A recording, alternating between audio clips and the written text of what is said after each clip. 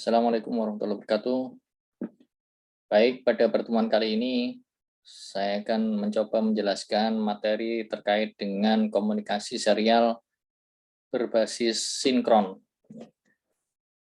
Pada dasarnya untuk komunikasi serial itu bisa dibedakan komunikasi serial berbasis sinkron maupun asinkron. Komunikasi serial berbasis asinkron itu tidak membutuhkan clock. Nah, sementara untuk komunikasi serial berbasis sinkron itu membutuhkan clock. Salah satu contoh dari komunikasi serial berbasis clock yaitu komunikasi serial dengan memanfaatkan SPI atau Serial Peripheral Interface. Jadi pada Atmega 16, ini fasilitas yang disediakan yaitu komunikasi serial SPI atau Serial Peripheral Interface itu bisa kita ketahui dari IC Atmega 16 itu sendiri. Kalau kita lihat, yaitu pada pin 5, pin 6, pin 7, pin 8. Pada pin 5 adalah SS dengan garis di atas itu menandakan bahwasanya aktif low. Nah, SS sendiri adalah sleeve selection.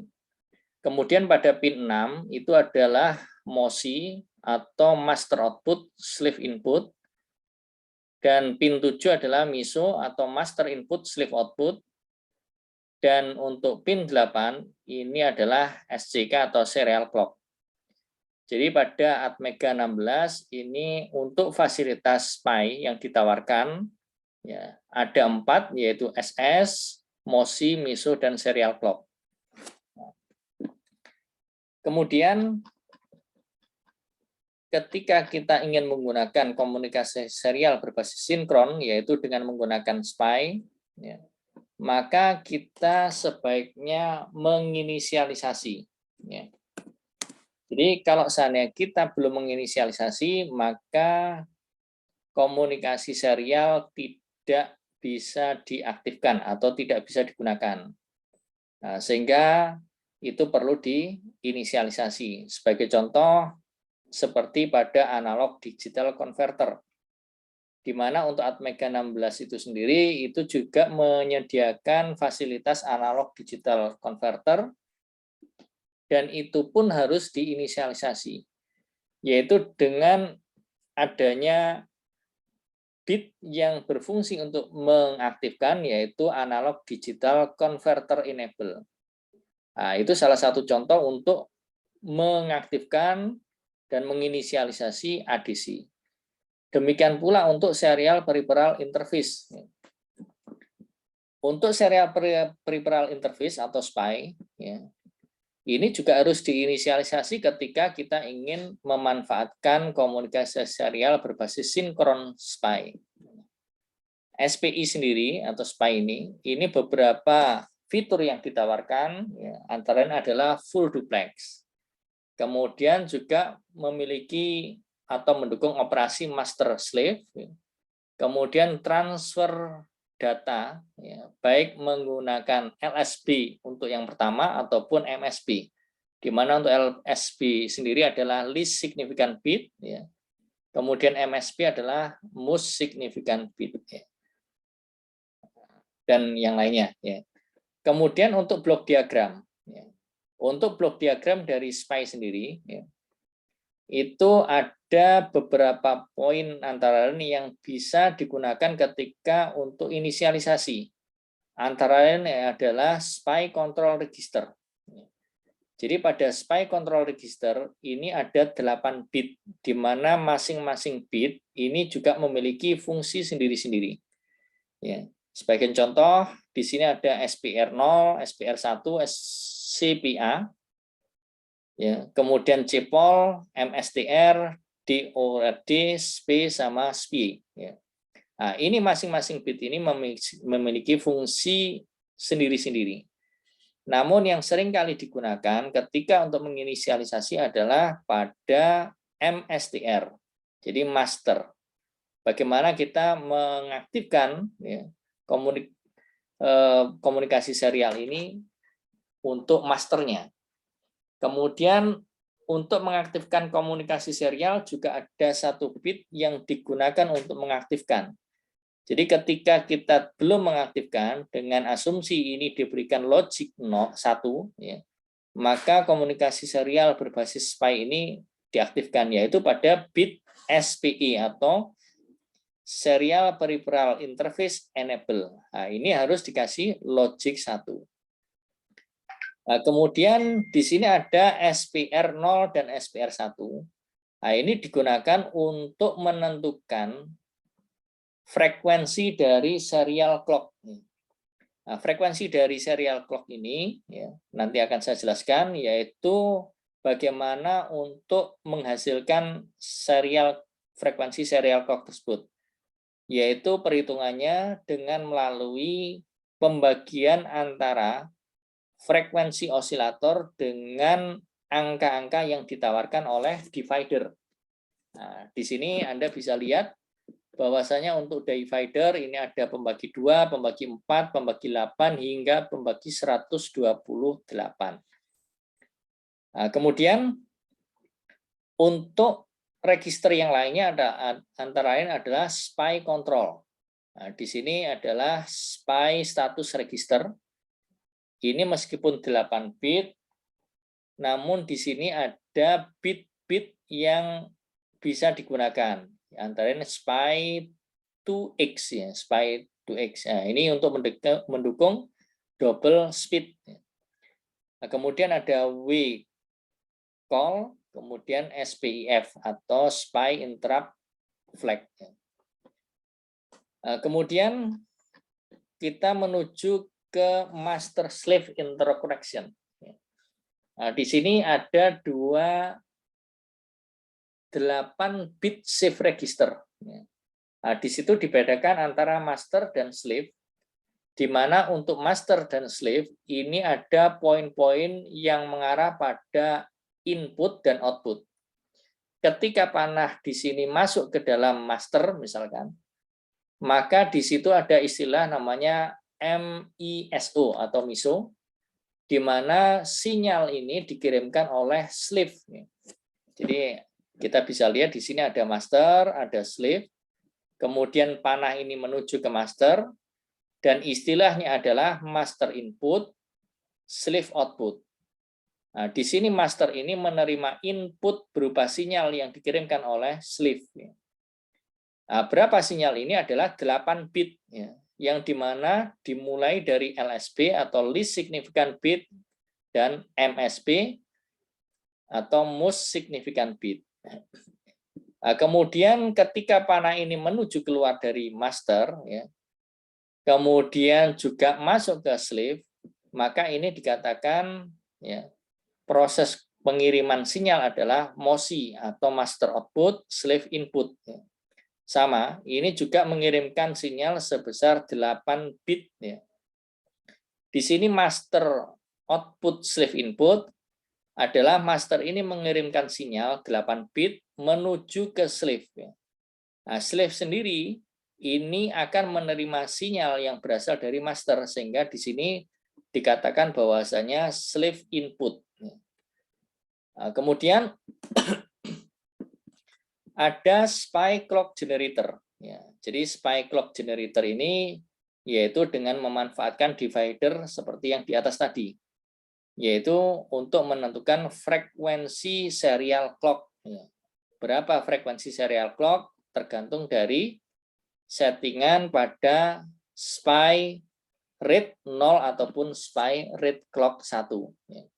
Nah, kemudian di situ ada SS, ada garis di atas itu menandakan bahwasanya dia aktif low. Nah, slave selection ini akan menentukan ya, slave mana yang akan beroperasi. Nah, kemudian berikutnya adalah terkait dengan proses inisialisasi itu sendiri, ya, sebenarnya di sini ada assembly code example, ya, ada juga yang menggunakan bahasa pemrograman C. Ya. Ketika kita menggunakan bahasa pemrograman C, ini sudah user friendly. Jadi dibanding dengan bahasa assembler, ya, ini agak sulit, ya. Jadi bahasa assembler ini lebih sulit dibandingkan ketika kita menggunakan bahasa C. Di mana bahasa C ini sendiri ini sudah user friendly, artinya sudah bisa kita ketahui maksudnya bagaimana. Nah, di sini ada dua, ya, yaitu master, ya, ketika inisialisasi ini untuk master ataupun untuk slave. Ya. Ketika kita di master, ya, ini ada beberapa poin, ya, yaitu pada fungsi SPI master init, ya, di sini ada DDR SPI, ya, DDR SPI. Di sini MOSI, ya, MOSI ini diaktifkan, diberikan logic 1, di mana master output, slave input ini diberikan logic 1, karena ini bertindak sebagai master. Kemudian untuk serial clock, ya, nah ini juga diberikan logic 1, di mana untuk DD ini adalah data direction. Kemudian selanjutnya adalah mengaktifkan register control. Nah, register control ini atau seringkali masuk pada SPI control register. Nah, di sini ada beberapa poin yang harus disetting. Antara lain adalah SPI atau SPI enable. Kemudian MSTR adalah master. Kemudian di sini adalah SPR0. SPR0 ini adalah SPI read 0. Nah, poin-poin ini diberikan logic 1, ya, kayak contohnya SPI enable berarti dengan memberikan logic 1, maka komunikasi serial berbasis sinkron SPI ini diaktifkan. Nah, setelah ini diaktifkan, maka kita bisa memberikan logic 1 atau menentukan, ya, poin ini adalah berfungsi sebagai master. Nah, kemudian kita menentukan berapa frekuensi clock-nya. Nah, frekuensi clock-nya ini, ya, pada potongan ini adalah dengan mengaktifkan SPI read clock 0. Ini maksudnya adalah frekuensi read clock-nya dibagi dengan 16. Ya. Nah, di sini yang dibagi ini berdasarkan dari frekuensi osilator. Ya, biasanya microcontroller itu, ya, itu dipasang dengan komponen kristal. Nah, di mana komponen kristal ini, ya, pada bodinya itu sudah tercantum berapa nilai frekuensi yang ditawarkan oleh komponen kristal tersebut. Saya ambil contoh, misalkan di situ adalah 1M, berarti frekuensi untuk kristal itu sendiri, frekuensi osilator, yaitu 1 juta Hz. Ketika tertulis 4M atau 4 mega, maka frekuensi dari kristal tersebut maksimal adalah 4 juta. Begitu pula seterusnya. Nah, kemudian proses pengiriman, ya, di situ terutama untuk proses awal dari transmisi. Nah, di situ untuk registernya adalah dengan memanfaatkan SPI atau Serial Peripheral Interface Data Register. DR ini adalah data register, yaitu mengambil dari, ya, title C data ini. Nah, kemudian di sini juga mengaktifkan, ya, ketika proses transmisi ini selesai, maka kita bisa memanfaatkan SPI status register dienkan dengan SPI interrupt flag, ya, di mana untuk SPI interrupt flag ini diberikan logic 1. Kemudian untuk tahapan berikutnya, ketika kita menggunakan controller tersebut sebagai slave, ya, maka hal yang perlu disetting antaranya adalah di bagian DD MISO. Artinya apa? Slave-nya ini memberikan sinyal yang nantinya akan diterima oleh master, di mana ini harus diberikan logic 1. Nah, kemudian ini juga tidak akan bisa bekerja sebelum SPY-nya diaktifkan. Nah, SPY-nya diaktifkan ini adalah dengan melalui SPY Control Register, yaitu dengan mengaktifkan Serial Peripheral Interface Enable, yaitu dengan memberikan logic 1. Nah, kemudian proses penerimaan, ya. Jadi SPY Slave Receive, ya. Di sini yaitu dengan menggunakan SPY Interrupt Flag. Ya, SPY Interrupt Flag ini diberikan logic 1, di mana untuk SPY Interrupt Flag ini adalah bagian dari SPY Status Register. Nah, begitu seterusnya. Ya. Nah, kemudian terkait dengan register-register yang tadi telah disebutkan, ya, yaitu pada SPCR atau SPY Control Register ada 8 bit yang dimulai dari SPY read clock 0, SPY read clock 1, kemudian clock phase, kemudian clock polarity, master pada bit keempat, kemudian data order pada bit kelima, kemudian serial peripheral enable, ya, pada bit ke-6, dan pada bit ke-7 adalah SPY interrupt enable. Nah, di sini pada contoh potongan program tadi adalah yang disetting pertama adalah SPY, ya, atau serial peripheral interface enable. Ini hendaknya diberikan logic 1 untuk mengaktifkan komunikasi SPY ini. Kemudian untuk menentukan apakah dia bertindak sebagai master atau slave, maka pada bit keempat itu sebaiknya diberikan logic 1. Kemudian untuk menentukan frekuensi dari serial clock, maka Anda bisa menentukan pada bit ke-0 maupun bit ke-1. Nah, ini nanti ada tabel yang menentukan berapa pembaginya, ya, sehingga didapatkan sekian besarnya untuk frekuensi. Nah, kemudian di sini, ya, seperti yang tadi saya jelaskan, bahwasanya untuk menentukan frekuensi serial clock, ya, yaitu pada settingan SPR1, SPR0, ataupun SPI 2 kali. Ya. Jadi selama SPI 2 kali ini 0, maka kita juga bisa menggunakan berapa frekuensi serial clock yang digunakan. Nah, ketika semua ini bernilai 0, maka frekuensi osilator, di mana frekuensi osilator ini adalah berasal dari komponen kristal. Ya, katakanlah nilainya frekuensi osilatornya itu 1 mega atau 1 juta Hz, dengan konfigurasi SPR00, SPR10, SPI 2 kali ini 0, maka frekuensi osilator, ya, itu dibagi 4. Ya. Ketika SPR0 saja yang bernilai 1, maka frekuensi osilatornya dibagi dengan 16. Nah, ini terbukti ketika kita berada pada pemrograman master. Ya. Jadi pada master ini ada penjelasan terkait SPCR sama dengan 1 SPE, 1 MSTR, dan 1 SPR0. Nah, di sini adalah spesial peripheral interface, ya. Jadi serial peripheral interface untuk read clock 0 ini diberikan logic 1. Artinya adalah ini membagi dengan 16 untuk frekuensi osilator. Berarti di posisi ini.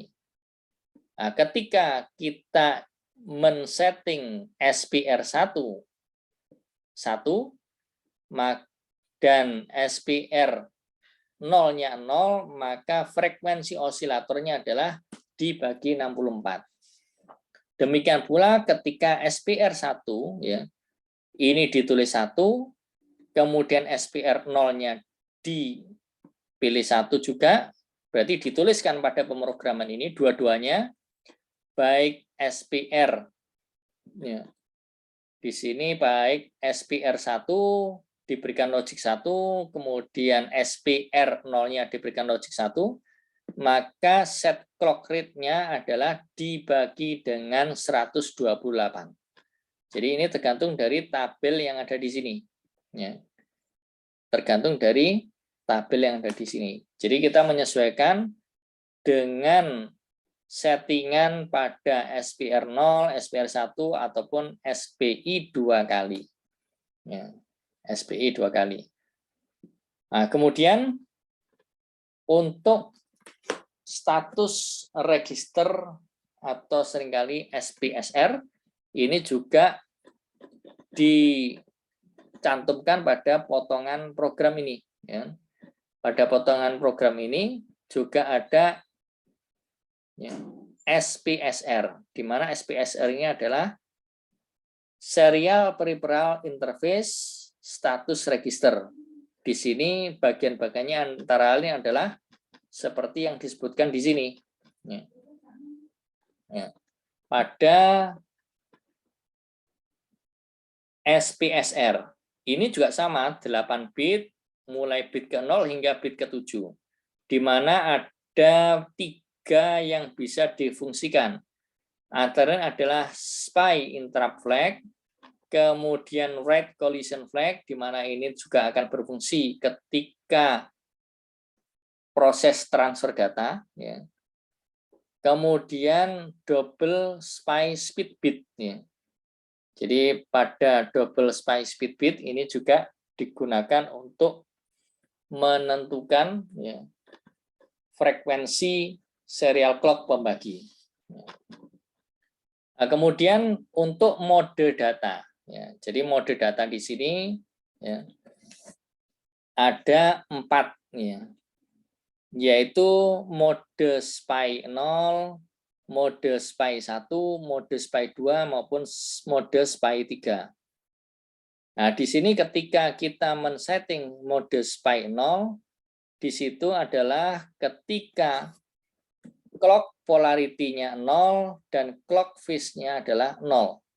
Sementara kita ketika menggunakan mode SPI 1, maka clock polarity-nya 0, clock phase-nya 1, dan mode 2, clock polarity-nya 1, clock phase-nya 0. Nah, kemudian untuk mode 3, kedua-duanya baik clock polarity dan clock fasenya bernilai 1. Nah, jadi ini adalah beberapa penjelasan terkait dengan mode SPI dari komunikasi serial berbasis Serial Peripheral Interface.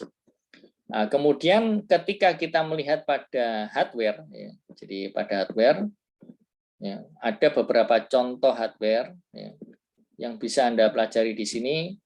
Ya, ketika kita menggunakan 2 controller, di mana masing-masing adalah slave dan masing-masing adalah master.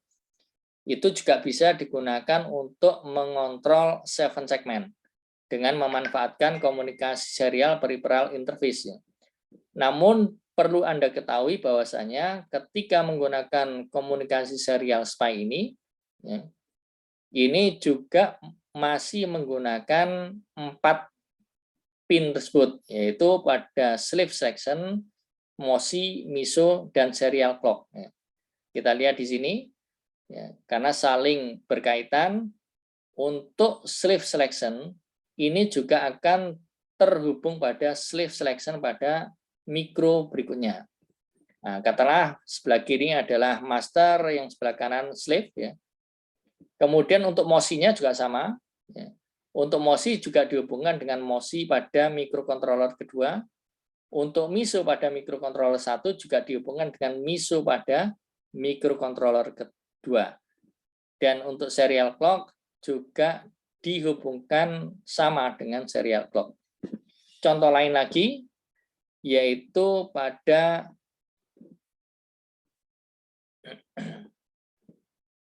seven segment. Nah, kalau di sini tidak ada master, ya, tidak ada master dan slave ya. Yang ada hanya master aja. Ya, yang slave-nya ya. Jadi slave-nya ini adalah dengan menggunakan IC 74 ya, HC595. Ya, jadi kalau Anda lihat di sini, ini ada satu microcontroller di mana microcontroller ini menggunakan Atmega 32, sama aja ketika menggunakan Atmega 16 juga sama, karena sama-sama memanfaatkan 40 pin ya. Dan untuk komunikasinya sama, yaitu SS, slave selection, MOSI atau master output slave input, dan SCK. Nah, di sini karena menggunakan satu microcontroller, di mana microcontroller ini difungsikan secara langsung sebagai master, maka ini tidak memerlukan master input slave output. Karena ini hanya searah aja, yaitu untuk menampilkan angka pada 7 segmen.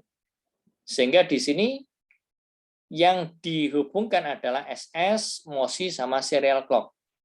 Ini dihubungkan dengan bagian pada 74HC595. Nah, kita bisa lihat di sini, untuk SCK ini dihubungkan dengan SHCP. Kemudian untuk serial clock-nya dihubungkan dengan SHCP.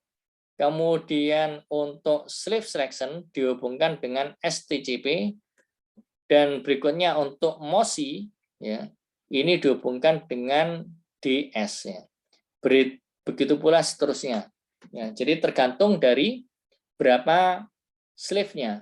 Jadi perlu saya katakan bahwasanya ini ada 3 7 segmen. Dan mana 7 segmen ini tidak memiliki fasilitas untuk berkomunikasi dengan microcontroller dengan memanfaatkan SPI atau serial peripheral interface, sehingga butuh converter di mana converter tersebut merubah dari komunikasi serial berbasis SPI menuju ke 7 segmen. Di sini 7 segmennya dengan memanfaatkan sekitar 8 ya, karena mulai A, B, C sampai G ya. Nah, sedangkan untuk dot point-nya ini langsung dihubungkan ke ground. Nah, jadi ini adalah contoh ketika microcontroller difungsikan sebagai master dan konverter yang menggunakan 74HC595 ini seolah-olah berfungsi sebagai slave yang nantinya akan dihubungkan dengan tampilan 7 segmen. Nah, jadi masih banyak contoh-contoh yang bisa digunakan dengan menambahkan komunikasi serial berbasis SPI ini, jadi serial peripheral interface. Baik, dari sini mungkin ini sekilas yang bisa saya sampaikan. Semoga ini bermanfaat untuk semuanya, baik secara langsung maupun tidak langsung. Saya akhiri sekian. Wassalamualaikum warahmatullahi wabarakatuh.